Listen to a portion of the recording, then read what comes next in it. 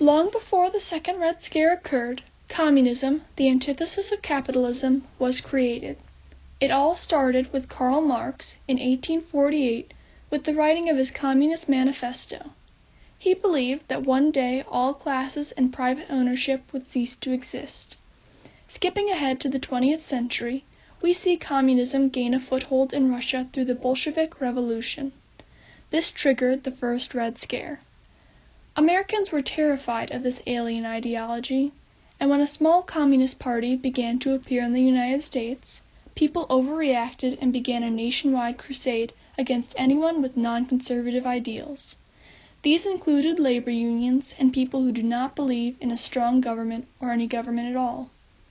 Attorney General Mitchell Palmer only inflamed this mass hysteria by raiding homes and deporting any supposed communists on his Palmer raids.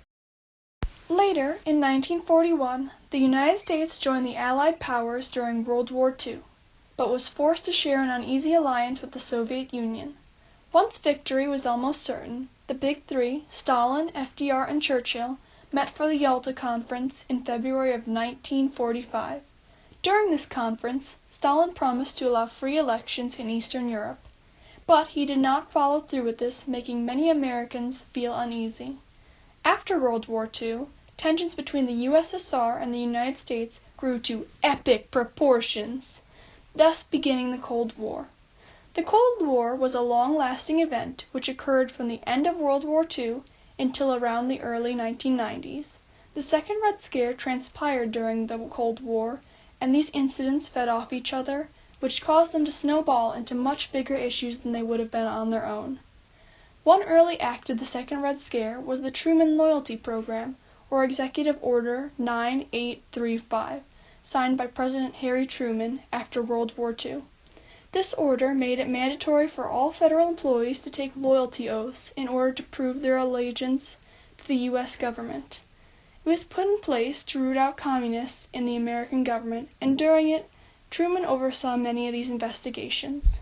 The House of Un-American Activities, or HUAC, played a huge role in the Second Red Scare. Although it was created in 1938 to root out citizens with Nazi ties, it later was employed to uncover communist spies during the Second Red Scare. The committee focused much of its attention on Hollywood and branded many screenwriters, actors, directors, and musicians as communists or communist sympathizers. HUAC also played an enormous role in what is known as the Hollywood Blacklist. The blacklist denied jobs to many Hollywood employees, and as a result, many of these people lost their careers. One particular group of individuals, known as the Hollywood 10, showed disdain toward Congress for its unethical tactics in rooting out and dealing with communists.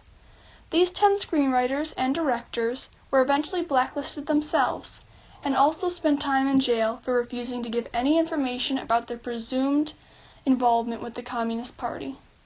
On the 3rd of August, 1948, a man named Alger Hiss, an American government official, was accused of being a Soviet spy by former Communist Party member Whittaker Chambers.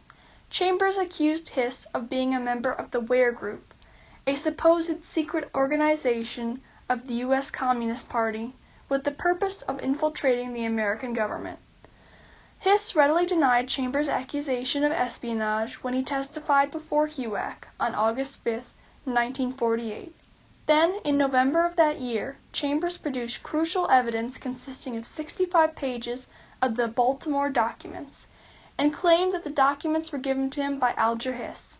Hiss was then charged with perjury, and was sentenced to 2 consecutive 5-year sentences in prison. About 2 weeks later, a Wisconsin senator named Joseph McCarthy gave a famous speech at Wheeling, West Virginia, during which he claimed to have a list of suspected communists in the State Department. This kicked off McCarthy's ruthless Red Hunt, and he became a leading face in the nationwide search for Reds. McCarthy continued to accuse numerous government workers of being communist, and began many investigations. As a result, innumerable workers, the majority of which had nothing to do with the Communist Party, lost their careers to McCarthy in his investigations. However, McCarthy met his downfall when he began making claims about the U.S. Army.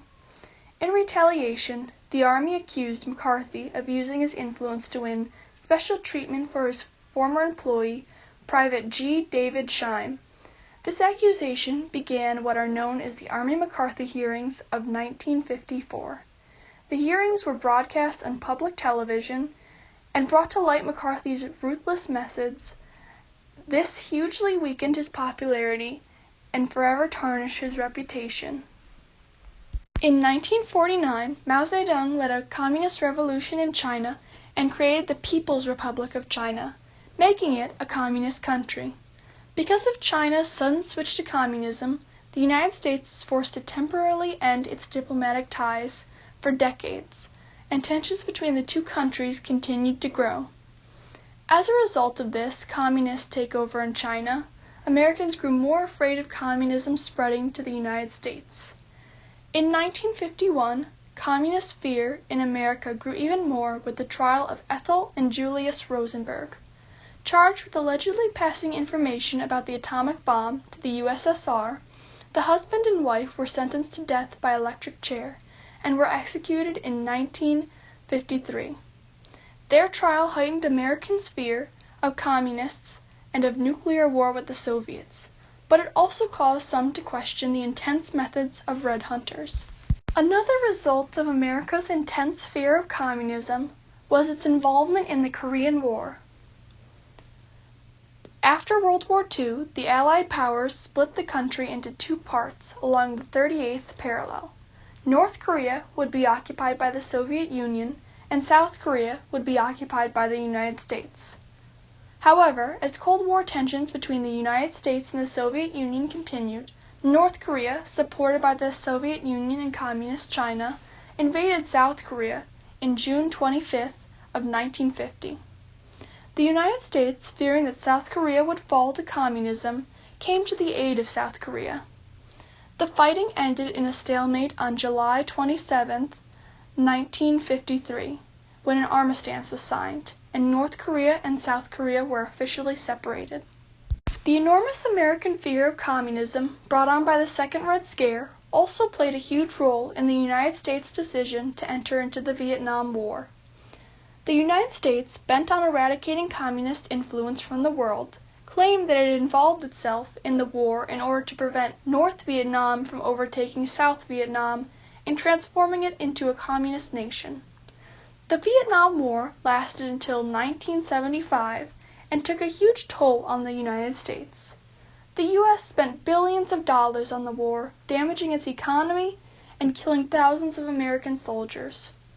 As a result of the Second Red Scare, countless American citizens had their lives turned upside down. Many lost their jobs and were hounded after by law enforcement and various Red Hunters. After the Second Red Scare, the counterculture of the 60s bloomed. The oppressive nature of the Second Red Scare caused many to rebel against traditional and safe ideals. People were tired of worrying what their peers thought of them and began speaking out against the government's actions. During the Second Red Scare, the government oppressed people because of widespread American fear of communism overtaking the United States. However, this was certainly not the only time in our history where the government has oppressed people out of a fear of potential threat to the United States. For example, during the Civil War, President Abraham Lincoln suspended the writ of habeas corpus. The writ of habeas corpus prohibits the government from arresting people for no reason. Lincoln suspended this law so that the American government could arrest anti-unionists and rioters. Lincoln laid hold of an American civil liberty out of fear of possible threat to the American government, just as the government withheld civil liberties from potential communists during the Second Red Scare. During World War II, Japanese Americans on the Pacific coast were forced to relocate into internment camps due to Executive Order 9066, given by President FDR. This happened due to mass paranoia and fear of Japanese after Pearl Harbor, much like the mass hysteria and fear felt in the Second Red Scare.